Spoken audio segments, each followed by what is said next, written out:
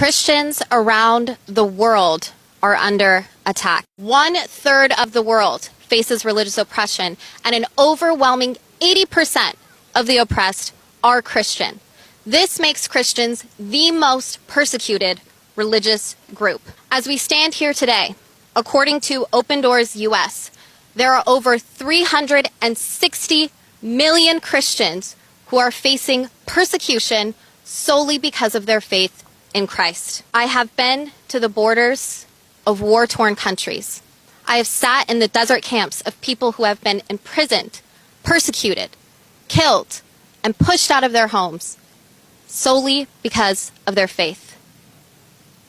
Their only crime was being Christian. We are witnessing an era where it has never been more dangerous to be a believer in Christ. There is a genocide underway in Armenia. 120 Armenian Christians are facing starvation, gross human rights violations, and being forced out of their historic land in Nagorno-Karabakh or Artsakh. Over 1,000 Christians were slaughtered in Nigeria in the first 100 days of this year alone. The Christian population in Iraq and Syria has diminished by over 80% in just one generation. Christians around the world face imprisonment, loss of their businesses, torture, and even death solely because of their faith in Christ. These Christians around the world have a question. Who will be their voice? Who will be their advocate? Who will protect them?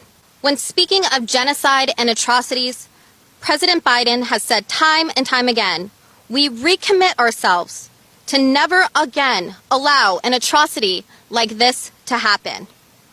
We are asking President Biden and his administration, where are you now? Where is the United States now as a genocide is unfolding in front of our eyes and Christian persecution is skyrocketing like never before?